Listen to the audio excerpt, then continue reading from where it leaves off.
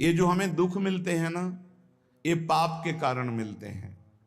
लोग मारे घूम रहे हैं, दुख मिटाने के लिए सोचते हैं कोई जादू कर दे, कोई टोना कर दे, कोई जंतुर बांध दे, कोई आशीर्वाद दे दे। अरे काहे को पागल हो? यदि तुम अच्छे आचरण करते हो, भगवान नाम जप करते हो, सद्धर्म से चलते हो, तो तुम्हें किसी से आशीर्वाद मांगने की जरूरत नहीं। बात मान लीजिए, प्रार्थना मान लीजिए। दिखावे में लाखों लोग अपने जीवन को नष्ट करने के लिए तैयार हैं। ये माया का ही तो दिखावा है जिसमें जन्म के जन्म हमारे नष्ट होते जा रहे हैं। सत्य मार्ग को क्यों नहीं पकड़ते हो? किसी के आशीर्वाद की जरूरत नहीं आपको आनंद प्राप्ति के लिए। आप आनंद के बच्चा हो, आनंद स्वरूप हो। जिनसे आशीर्वाद मांगते हो उनके अंदर जो आत्म तत्व बैठा है वो तुम्हारे अंदर बैठा है। वही संपूर्ण आनंद लिए तुम्हारे अंदर बैठा है। तुम्हें किसी से गिगियाने की जरूरत नहीं। बस तुम अपने स्वरूप को नहीं पहचान पा रहे हो, अपनी शक्ति को जागृत नहीं कर पा रहे हो, इसलिए तुम दौड़े घूम रहे हो। भागने की जरूरत नहीं है। सत्संग सुनो, उसे अपने आचरण में उतारो। ये बात आप कागज में लिख लो, चाहे दिमाग में लिख लो। जब तक आपके आचरण शुद्ध नहीं होंगे, जब तक आप भजन नहीं करोगे, जब तक आप दूसरों को सुख नहीं दोगे, मन वचन कर्म से किसी को भी दुख नहीं पहुंचाना, तब तक आप भागे। और यहां से लेकर ब्रह्मलोक तक अगर आपको सुख मिल जाए तो बता देना।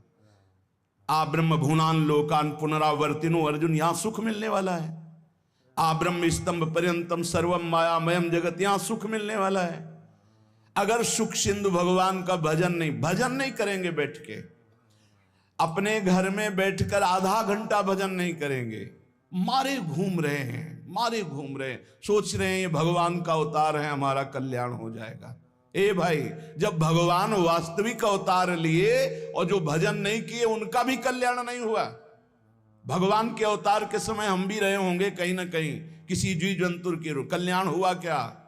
अब भजन करोगे तो कल्याण हो जाएगा। हमारी बात मान लो। बार बार आपको कभी कड़वे शब्दों में, कभी मीठे शब्दों में बताते हैं, ए भाई बचपन से भगवान के मार्ग में लगे हुए हैं, हमको अपना कर्म भोगना पड़ रहा है। जो शरीर रचना के समय रचा गया था वो सुखद या दुखद कर्म भोगना पड़ा। तो रामकृष्ण परमहंस जी के कैंसर था, भाई जी हनुमान प्रसाद पोद्दार जी के उदर में कैंसर था, बड़े बड़े महापुरुषों को भोगना पड़ा। तो प्रारब्ध को भोग लो। ये भोगने की सामर्थ्य नाम जप से आ जाएगी, और नाम जप करके जन्म मरण के चक्र से मुक्त हो जाओ। मान लो मेरी बात। क्या वृंदावन की परम पावन रज से बढ़कर त्रिभुवन में कोई रज है? इस रज में बैठकर तुम्हें आनंद नहीं मिल रहा तो कहां मिलेगा तुम्हें? क्या भगवान नाम से बढ़कर कोई अमोघ शक्ति है जो भगवान को अधीन कर सके? सुमिर पवन सुत पावन नामू अपने बस कर राखे रामू। लेकिन समझ में नहीं आता। ये जीव सोचता है कोई तपस्वी, कोई सिद्ध से हमारे दुख दूर हो जाएं। नहीं, भगवान के वचन सुन लीजिए। दैवी हेषा गुणमयी मम माया दुरत्तया मामेव ये प्रपद्यन्ते माया में ताम तरंतिते। ये गुणमयी माया को पार करना बहुत कठिन है। एकमात्र उपाय है, मेरी शरण में आ जाओ। हरि शरणम श्री कृष्ण शरणम मम। जब तक प्रभु की शरण में नहीं तब तक माया मुक्त। पर समझ में नहीं आता। लोगों को ऐसा लगता है मैं जाऊंगा, आशीर्वाद मिलेगा, मैं सिद्ध हो जाऊंगा, सब दुख नष्ट हो जाएंगे। आप समझो, हमारी प्रार्थना को समझो। हम अंदर से पीड़ित होकर बोल रहे हैं, आप लोग समझते नहीं हो। भगवान का भजन किए बिना कहीं भी भाग के चले जाओ, आपको शांति नहीं मिलेगी प्यारे। और घर में बैठकर यदि भजन करोगे तो घर तीर्थ हो जाएगा। घर में भगवान पधारेंगे, आप आनंदित हो जाओगे। संत संग का फल होता है भागना, मिट जाना। सत्संगति संस्कृति कर अंता। ये जो जन्म मरण का भागना ये मिट जाएगा। ये छोटे मोटे भागने से, शब्द सुना, मनन किया, आचरण में लग गए। कभी महीना 2 महीना में अगर संयोग बना तो हम बैठ के सत्संग सुन रहे हैं, नहीं तो हमारे पास यंत्र है, हम रोज उससे नवीन उत्साह प्राप्त करें भगवत मार्ग में चलने का। जब मिले तब दर्शन कर लिए, नहीं तो हम उनकी आज्ञा पर चल रहे हैं तो हमारा सदैव सानिध्य है। भागने की जरूरत नहीं भाई, नहीं। थोड़ा चैन लो, थोड़ा शांति लो। भागने की जरूरत नहीं है। अंदर से भगवान को सुमिरन करने की जरूरत है। थोड़ा संयम में आओ। जिसको देखो मनमानी आचरण कर रहा है, सोचता है कोई संत महात्मा आशीर्वाद दे देंगे, तो तुम्हें संत महात्मा मिलेंगे ही नहीं। तुम करोगे पापाचरण तो संत महात्माओं का सानिध्य ही नहीं मिलेगा। पापवंत कर सहज स्वभाव, भजन मूर्ति भावन काऊ, जो पे दुष्ट हृदय सोई होई, मोरे सन्मुख आओ की सोई। अच्छे आचरण करो, घर बैठे महात्मा मिल जाएंगे, कोई आ जाएंगे, ऐसे तुम्हें कृतार्थ कर जाएंगे। कहीं तुम भेज दिए जाओगे जिनके वचन से तुम कृतार्थ हो जाओगे। हमारी प्रार्थना को मानिए, अपने इस अमूल्य मानव जीवन को कूड़ा करकट की तरह मत नष्ट कीजिए। श्रीपाद कह रहे, नेत्रे उत्पाटित सपदि स्त्री क्षणे लालसा चेत। यदि ये गंदी लालसाएं उत्पन्न हो रही हैं तो थोड़ा शासन में लाओ अपनी इंद्रियों को, छूट मत दो। बहुत जीवन व्यर्थ कर दिया इन इंद्रियों ने, अब सावधान हो जाओ। तुम स्वतंत्र सिंहवत जीवन व्यतीत करने के लिए मानव जीवन प्रकट किए भगवान ने तुम्हारा। तुम इंद्रियों के गुलाम होकर, मन के गुलाम होकर, भोगों के गुलाम होकर के जीने के लिए नहीं आए हो मनुष्य देह में। देवता तरसते हैं इस मानव देह के लिए। क्यों? क्योंकि साधन धाम मोक्ष कर द्वारा, इससे साधना करके हम जीवन मुक्त महापुरुष हो सकते हैं। लेकिन नहीं, बस कोई ऐसा कुछ कर दे जिससे हमारा पति बन जाए, कोई ऐसा कर दे कि हम स्वस्थ हों, को भोग भोगें, कोई ऐसा कर दे सारी झंझटें मिट जाएं। अरे औरों की तो बात जाने दो, भगवान जिनके घर में अवतरित हुए आप वहां दृष्टि डालिए। इतने बड़े भजनानंदी महात्मा वसुदेव और देवकी कंस कारागार में बंद किए हुए, भगवान पधार रहे हैं हथकड़ी बेड़ियों से जकड़े हुए। आप विचार कीजिए, भगवान के सिवा तुम्हें कोई बंधन मुक्त नहीं कर सकता। और सब तरंगे हैं, भगवान भगवान है, हमारी बात को समझ लो। भगवान भगवान है, भगवान के भाव में डूब करके सब भगवत स्वरूप हैं। तरंग में वायु विकार है, वायु विकार हटा तो समुद्र ही है। पर इतना भेद है कि समुद्र करोड़ों अनंत तरंगे प्रकट कर सकता है, लेकिन एक तरंग समुद्र नहीं प्रकट कर सकती। ऐसे ही जितने महापुरुष हैं, जितने सिद्ध महापुरुष हुए, भक्त हो चाहे ज्ञानी हो चाहे योगी हो, वो माया विकार को नष्ट करके ब्रह्म रूप में लीन हो गए, तो ब्रह्म स्वरूप वो भी हो गए। ब्रह्मविद ब्रह्म ही भवति। लेकिन ब्रह्म तो ब्रह्म है, जिसने एक संकल्प मात्र से अनंत सृष्टि का सृजन कर दिया, उसकी समानता करने वाला त्रिभुवन में कोई नहीं है। तो उन्हीं भगवान की, चाहे निराकार मानो, साकार मानो, सगुण मानो, निर्गुण मानो, उन्हीं भगवान की शरण में जाने के लिए सब संत महात्मा, और जो भगवान की शरण से अलग करके अपने को भगवान माने, तो हमें लगता है फिर बचना चाहिए ऐसे भगवानों से, जो अपने वचन से, अपने आचरण से, अपनी हृदय की भावनाओं से जीवों के माया जनित आकर्षण को नष्ट करके श्री भगवान से प्रीति करावे। उसे संत कहते हैं, उसे ब्रह्मर्षि कहते हैं, उसे महात्मा कहते हैं, उसे भक्त कहते हैं। शास्त्र उठा के देख लो, ब्रह्म स्वरूप हो गए हैं। दूसरों ने अनुभव किया कि साक्षात ब्रह्म है, लेकिन वो जब बोले तो अपने को ब्रह्म नहीं बोले। गोस्वामी तुलसीदास जी साक्षात भगवान के स्वरूप हो चुके। वो क्या कह रहे हैं? जो मैं अपने अवगुण कहूं, बाढ़े कथा पार नहीं लहूं, ताते मैं कछु अलप बखाने, थोड़े महू समुझे सयाने। कह रहे मैं अपने अवगुणों की यदि कथा कहूं तो ग्रंथ भर जाएगा। थोड़े बता दिए हैं कि मैं अवगुणी हूं, इसमें जो विवेकी जन हैं वो समझ पाएंगे मेरी बात को। क्या समझ पाएंगे? कि भगवान की शरण में जाने से जीव भगवत स्वरूप हो जाता है। गोस्वामी जी भगवत स्वरूप है, सामने भगवान बैठे हुए सबरी माता का स्तवन कर रहे हैं नवधा भक्ति के द्वारा। और सबरी जी ऐसा कह रहे, अधम ते अधम अधम अति नारी, तिनमा मैं मति मंद अघारी। ये है महापुरुष, भगवान के चरणारविंद की नाम की लीला कथा की वृत्ति हृदय में जिनके संग से जागृत हो, वही सत्संग है। हम लोग बड़े बावरे हैं। अरे तरंग कभी समुद्र प्रकट कर सकती है? सब तरंगे हैं। वायु विकार हटा समुद्र हो गई, मुझे कोई इस पे संशय नहीं। बूंद अलग है तो बूंद है, और समुद्र में गिर गई तो समुद्र है। लेकिन बूंद समुद्र नहीं प्रकट कर सकती। ऐसी करोड़ों अनंत बूंदें समुद्र से लहरों से ऐसे उठती रहती है। उनका नाम भगवान है, जिनसे अनंत महात्मा, अनंत ब्रह्म ऋषि, अनंत ब्रह्मांड सृजन, उन भगवान की शरण में जाने से इस माया से मुक्ति होती है। साहब समझ नहीं पा रहे। अरे जिनका नाम जप कर, जिनका चिंतन करके, जिनके आश्रय से जीव ब्रह्ममय हो जाता है, भगवत स्वरूप हो जाता है, वही तुम्हें करना है। यही सत्संग से प्राप्त होता है। अगर ये ना प्राप्त हो तो सत्संग नहीं है।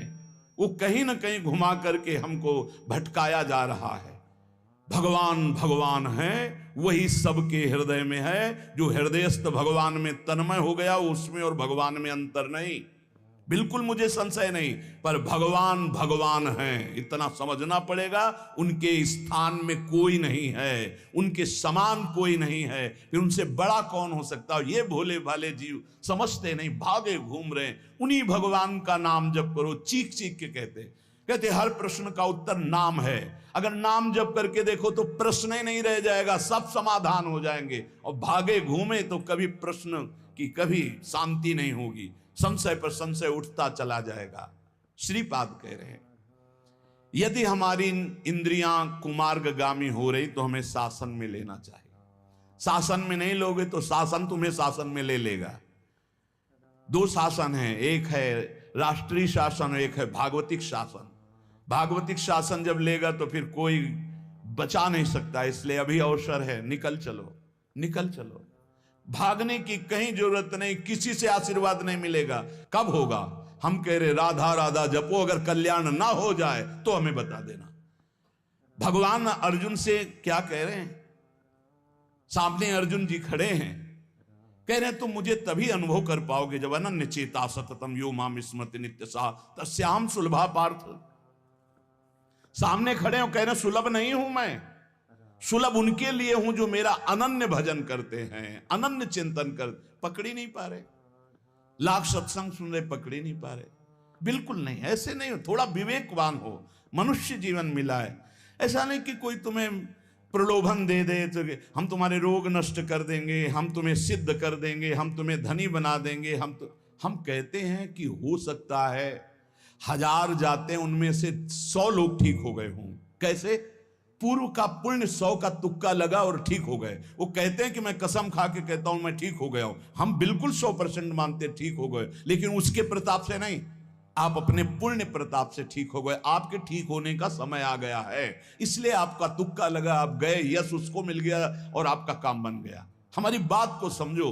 अपने लोग बहुत शास्त्र सम्मत, बहुत उसको सुलझ कर भगवत मार्ग को चल करके आपको बोल रहे हैं। अगर इन कर्मों को मिटाने के लिए जो हमारे शास्त्र बने हुए हैं उनके सिद्धांत के अनुसार चला जाए तो मिटा दिया जाएगा। लेकिन जब मिटाने की सामर्थ्य आती है तब लगता है अब इसको रख के क्या करेंगे, हमारे को तो प्रभु के पास जाना है, हमें तो दिव्य भाव देह प्राप्त है, हमें अपने स्वामी, अब इस शरीर का क्या करेंगे। तो जैसे सांप अपनी केचुल से संबंध नहीं रखता, ऐसे महापुरुष अपने शरीर से संबंध नहीं रखते। आप हमारी बात को समझ नहीं पा रहे, भटकते घूम रहे हैं, मारे घूम रहे हैं, क्लेश, अशांति, नाना प्रकार के दुख। अरे भाई, भगवान की शरणागति प्रतिपल परमानंद प्रदान करती है। क्यों नहीं शरण में हो जाते? क्या तुम्हारा पांच भौतिक देह नहीं? क्या हमारा पांच भौतिक देह नहीं? क्या तुम भगवान के अंश नहीं? क्या हम भगवान के अंश नहीं? अंतर क्या है? तुम संसार का चिंतन करते हो, भगवान का चिंतन करते हैं, तो क्या तुम भगवान का चिंतन करके नहीं बन सकते महापुरुष? क्या तुम स्वयं ऐसी शक्तियों को जागृत नहीं कर सकते? तुम सो रहे हो, जागो, भागने की जरूरत नहीं। ये जो गलत इंद्रियां जा रही हैं, इन इंद्रियों को रोकिए, भगवान की तरफ लगाइए। नहीं लगाओगे तो कहीं भाग के चले जाओ, धोखा ही मिलेगा, तुम्हें शांति नहीं मिल सकती, तुम्हें विश्राम नहीं मिल सकता, तुम सुखी नहीं हो सकते। इन बातों को लिख लो और पूरे विश्व में घूम के चले आओ, चाहे जहां चले जाओ, कुछ नहीं होने वाला। मारे मारे केवल घूमते रहो, समय बर्बाद करते रहो। वही समय एकांत में बैठकर राम कृष्ण हरि बोलो, राधा बोलो, अभी आनंद आ जाएगा। हम ये नहीं कहते कि तुम करोड़पति बन जाओगे, तुम्हारे सारे काम बन जाएंगे, लेकिन हम ये कहते हैं कि तुम्हारा हृदय शांत हो जाएगा, तुम्हारा भागम भाग मिट जाएगा, तुम एक गंभीर हो जाओगे, धैर्यवान हो जाओगे, तुम लड़ना सीख जाओगे दुखों से, तुम सुखों से फूल करके अब भूल करके पापाचरण कर बैठे हो, दुखों में इतना तुम हो जाते हो कि अपने जीवन को भी नष्ट करने की सोच। ये सब भगवत विमुख जीव का लक्षण है। भगवत सन्मुख होने पर सुखों में दूसरों को बांटा जाता है और दुख में सहकर भगवान के नाम का स्मरण करते हुए उस दुख के समय को काटा जाता है। समझते नहीं। यदि तुम्हें वृंदावन में रह के पराई स्त्री को भोगने की इच्छा जागृत हो गई है, पराई स्त्री की तरफ काम दृष्टि से देखने की, आप पराये पुरुष शरीर की तरफ, तो कह रहे हैं कि अच्छा है इससे अपने नेत्रों में पट्टी चढ़ा लो, मत देखो, ये नष्ट कर देंगे नेत्र तुम्हें। तो बाहर से कपड़े की पट्टी चढ़ाने की जरूरत नहीं है, नासाग्र दृष्टि रखो, इनको शासन में रखो। श्रीपाद करें नेत्रे उत्पाटयति सपदि, जहां साधक असावधान होता है वहां पश्चाताप उसको होता है, जलन होती है और उसके परमार्थ में विघ्न आ जाता है।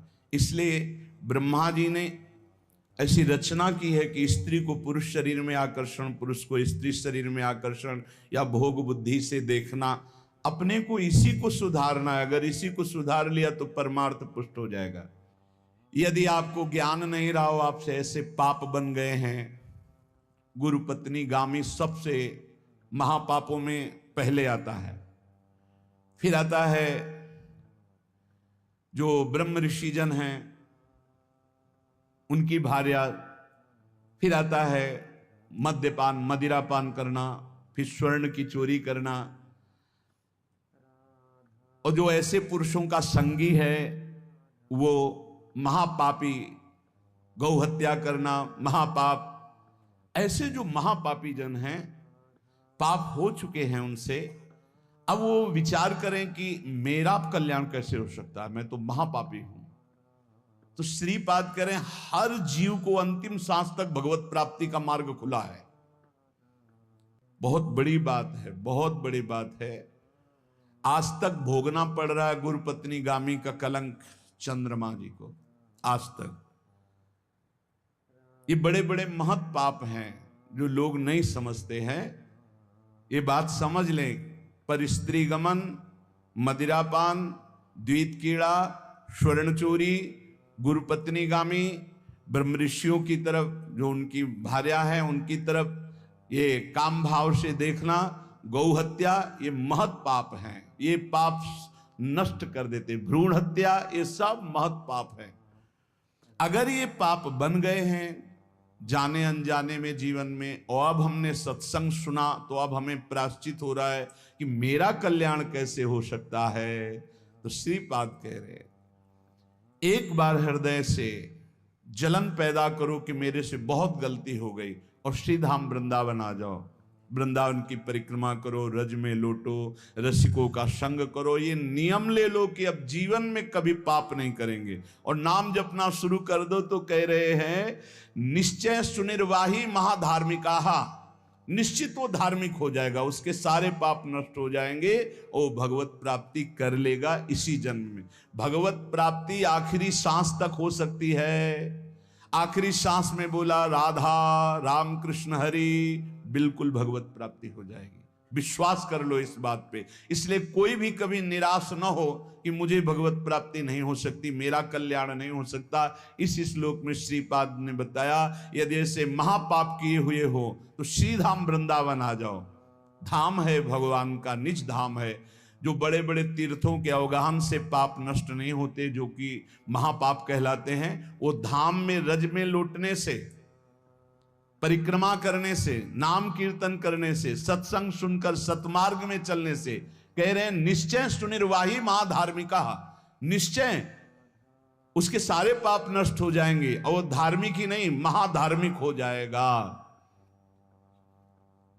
यदि ऐसा पुरुष है, ऊपर के श्लोक में जो बताया महापापी, अब कह रहे हैं अगर ऐसा पुरुष है कि कभी धर्म की चर्चा ही नहीं सुनी, जो सदैव अधर्म में ही ग्रस्त रहा है और इतना नीच है कि पापी लोग भी उसकी निंदा करते हैं। कुछ पाप ऐसे होते हैं जिनकी पापी लोग भी निंदा करते हैं। जैसे जेल कोई जाता है, हमें बताया गया है।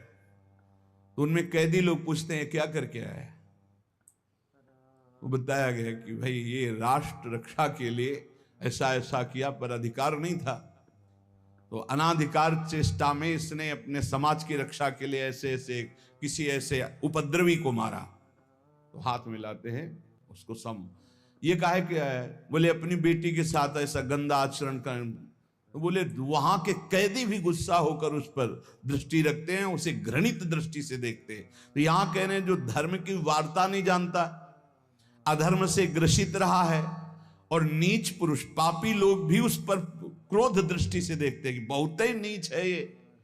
ऐसे खोट कर्म करने वाला समाज से जो बहिष्कृत हो चुका है और निश्चित हो चुका है कि अब इसकी दुर्गति पक्की है, उसके लिए भी एक चांस है।